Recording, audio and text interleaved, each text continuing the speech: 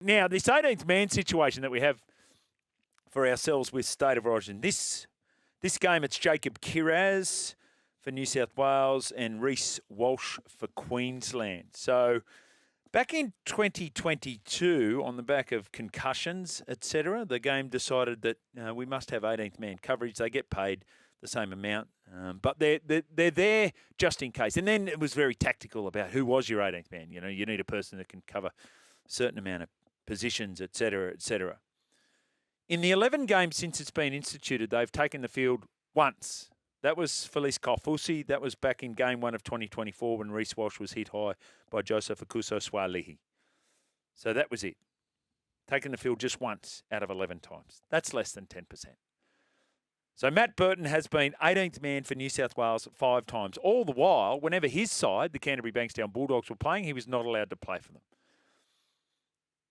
And now Jacob Kiraz from the Canterbury Bankstown Bulldogs, who play against the Broncos on Friday night in a blockbuster. 2 informed teams in the National Rugby League. One will be out one of their top 3 favourite players, Jacob Kiraz. You could argue one of their most important players. And the other one will be without their favourite player, Reece Walsh. You could argue he's the most favoured player in the league, Reece Walsh. He's got 538,000 followers on Instagram. 414,000 followers on TikTok. So the Chinese government know a lot about him.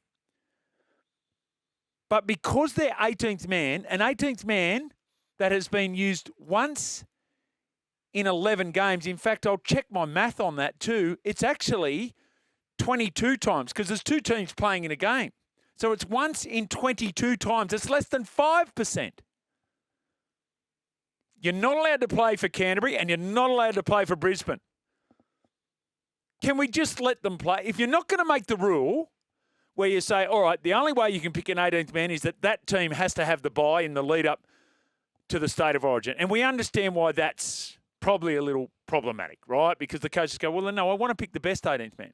And here's the other part for New South Wales.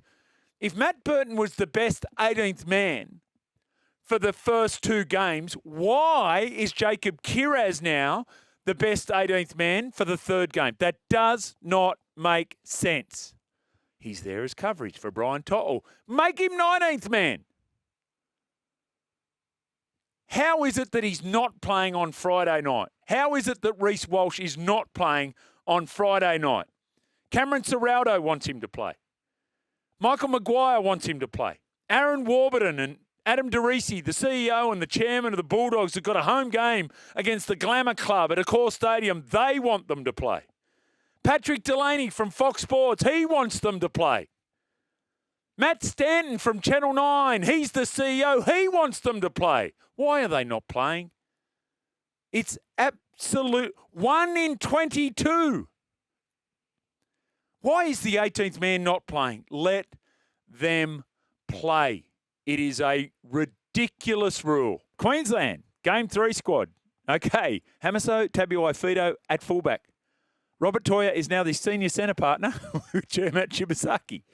Jermat Shibasaki was on a train and trial contract in November last year with the Brisbane Broncos. And guess what? He trialled the best and he trained the best.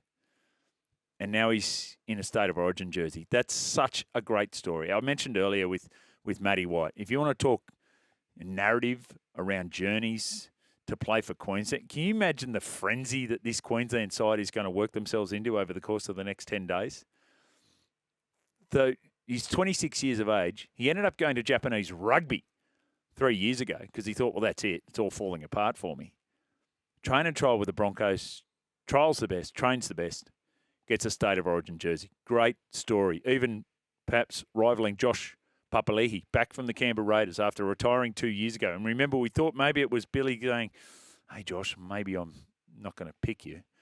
And then he rang again and said, hey, Josh, maybe I will pick you for Game 3. What a setup. He's been playing really well with the Canberra Raiders. As I said, he'll be asked to do limited things. That is, Puppy, take us forward and make your tackles in the middle. That's all you have to do. It's really, really simple and it's really hard, all rolled into one. And then it's, as per your big league program from Game 2, However, they too have an interesting one as 18th man. Reece Walsh is good cover for 18th man. But why no Reece at fullback? I think New South Wales will be happier with Hamiso Tabuai-Fidow as fullback compared to Reece Walsh. That might change come 10 o'clock next Wednesday.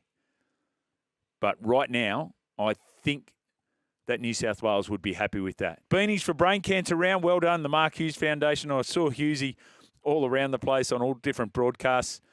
$3.5 million raised, 130,000 beanies. The Smith family got 5. They look fantastic.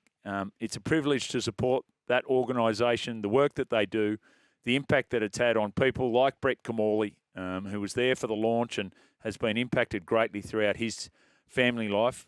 More than happy to support that one. Congratulations to everyone who bought themselves a beanie and supported the Mark Hughes Foundation, and in particular to Billy Peden and his crew who did that Big 3 trek. They raised $335,000 across the 3 days of that walk from Sydney to Newcastle. Thanks for watching. For more great content, subscribe to SEN League, your home of the greatest game of all.